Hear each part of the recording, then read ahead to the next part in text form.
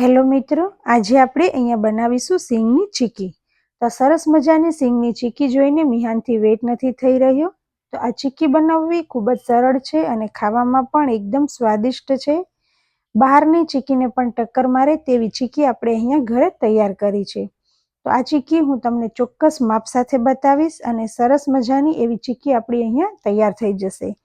તો ઉતરાણ ઉપર તમે પણ બહારથી ચીકી ન લાવતા ઘરે આ રીતથી એક વખત ચોક્કસ ટ્રાય કરજો અને ઘરના બધા સભ્યોને ખવડાવજો. વિડીયો વધારેમાં વધારે શેર કરજો.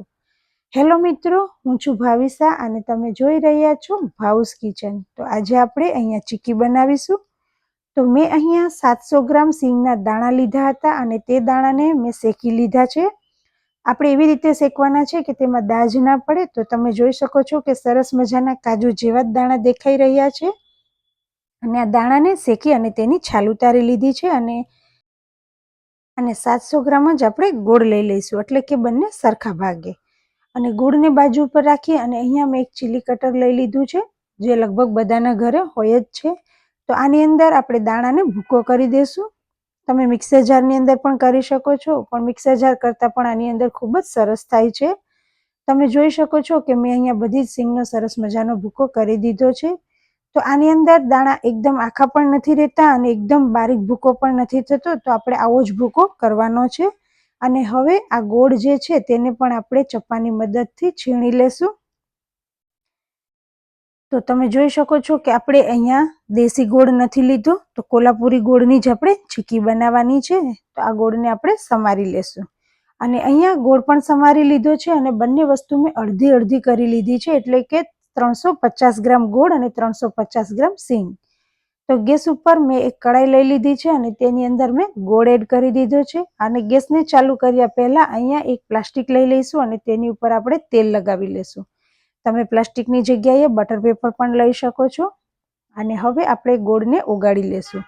તો અહીંયા આપણે ગેસની ફ્લેમ પણ મીડિયમ ટુ હાઈ જ રાખીશું અને આપણે સતત તેને હલાવતા રહીશું. તો તમે જોઈ શકો છો કે અહીંયા ધીમે ધીમે ગોળ ઓગળી ગયો છે. અને આ સમયે આપણો બધો જ ગોળ ઓગળી જાય એટલે આપણે તેની અંદર ઘી એડ કરીશું. તો મેં અહીંયા 1 ચમચી જેટલું ઘી લીધું છે. ઘી એડ કરવાથી ચીકી ખાવામાં પણ સરસ લાગશે અને ચીકીનો કલર પણ સરસ આવશે. તો આપણે અહીંયા ફરી તેને સતત હલાવતા રહીશું. તમે ચીકીની અંદર અડધો ગોળ અને અડધી ખાંડનો ઉપયોગ પણ કરી શકો છો, પણ મેં અહીંયા બધો જ ગોળ લીધો છે. ગોળની અંદર ભરપૂર માત્રામાં કેલ્શિયમ હોય છે અને નાના મોટા બધાએ શિયાળાની અંદર ગોળ ખાવો જ જોઈએ. તો તમે પણ આ રીતે ગોળમાંથી બનાવેલી ચીકી બનાવશો તો નાના મોટા બધાને ખૂબ જ ભાવશે અને આ ઉત્તરાયણમાં બહારથી ચીકી નહીં લાવવી પડે. તો તમે જોઈ શકો છો કે ગોળનો કલર પણ બદલાઈ ગયો છે, પણ આપણે હજુ તેનો વધારે એકદમ લાલ કલર આવે ત્યાં સુધી તેને હલાવતા રહેશું. તો અહીંયા આપણો ગોળનો કલર એકદમ લાલ થઈ ગયો છે. તો આ સમયે આપણે સિંગનો ભૂકો એડ કરી દઈશું અને સતત હલાવતા રહીશું. અને આ પ્રોસેસ થતી હોય ત્યારે આપણે થોડી ઝડપ વધારે જ રાખીશું. તો તમે જોઈ શકો છો કે ગોળનો કલર એકદમ લાલ હતો અને અત્યારે સિંગનો ભૂકો એડ કરવાથી સરસ લાઇટ કલર આવી ગયો છે.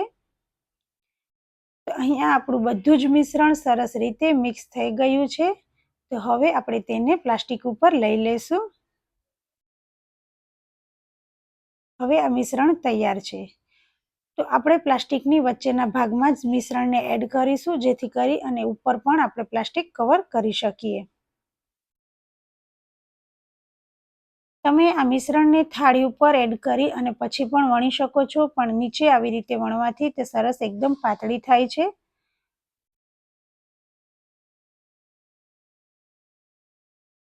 તો હવે આપણે ઉપરથી પ્લાસ્ટિકને કવર કરી દઈશું અને હાથની મદદથી મિશ્રણને થોડું ફેલાવી દઈશું.